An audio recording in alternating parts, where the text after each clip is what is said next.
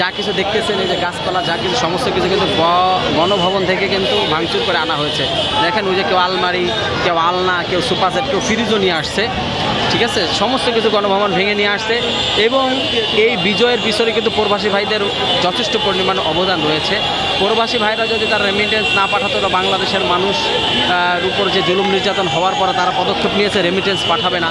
তারা কিন্তু বাংলাদেশকে অনেক সংকটের ভিতর ফেলে দিয়েছে, চিন্তিতের ভিতর ফেলে দিয়েছে। এবং প্রতিটি প্রবাসী ভাই কিন্তু এই বিজয়ী আনার জন্য তারা যথাসম্ভব যার যার দৃষ্টিকোণ থেকে, যার যার স্থান থেকে অনেক কষ্ট করেছে। দেখেন এই যে গণভবনের যে সিনারি ছিল, মানে দেয়ালিকা, সেগুলো কিন্তু তারা এই যে খুলে নিয়ে আসছে। এই যে তারপর টেবিল, সেগুলো খুলে নিয়ে আসছে, সমস্ত কিছু প্রত্যেকটা জিনিস খুলে নিয়ে আসছে। দেশের অবস্থা এখন শান্তিপূর্ণ। পরবর্তীতে কী হবে আল্লাহু আ'লাম, আল্লাহ ভালো জানে। আমরা সকলের জন্য দোয়া করব যে দেশের অবস্থা যেন ভালো হয়।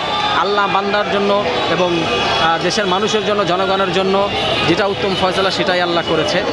ঢাকার উদ্দেশ্যে যে লং মার্চ ছিল সেটাই মানুষ করিয়ে দেখেছে, অর্থাৎ গণভবন থেকে সমস্ত কিছু ভাঙচুর করে নিয়ে আসছে। অর্থাৎ ফ্রিজ, টিভি, মিবি যা ছিল, গণভবন পুরো ফাঁকা।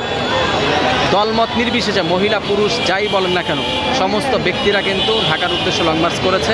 কেউ এই রাস্তা দিয়ে যাচ্ছে, আবার সমস্ত কিছু গণভবন থেকে ভাঙচুর করে আবার সকলেই এখান থেকে আসতেছে যা কিছু। ঠিক আছে, তো সবাই ভিডিওটি শেয়ার করবেন এবং এই বিজয়ের স্মরণিতা আপনারা আপনাদের টাইম লাইন্সে রেখে দিবেন এবং ভিডিওটি শেয়ার করার দিকে দেখার সুযোগ করে দিবেন। প্রবাসী ভাইদেরকে, ছাত্র সাধারণ জনগণ, ছাত্র জনতাদেরকে অসংখ্য ধন্যবাদ এই বিজয় আনার জন্য। সর্বোপরি আল্লাহ পাক রব্বুল আলামিন আমাদের জন্য এটা ফয়সালা করেছে, এই জন্য আল্লাহ পাক আমরা এইটা করতে পেরেছি। সকলে ভালো থাকবেন, দোয়া করে দেখেন এই জায়গা থেকে অনেক কিছুই আনছে।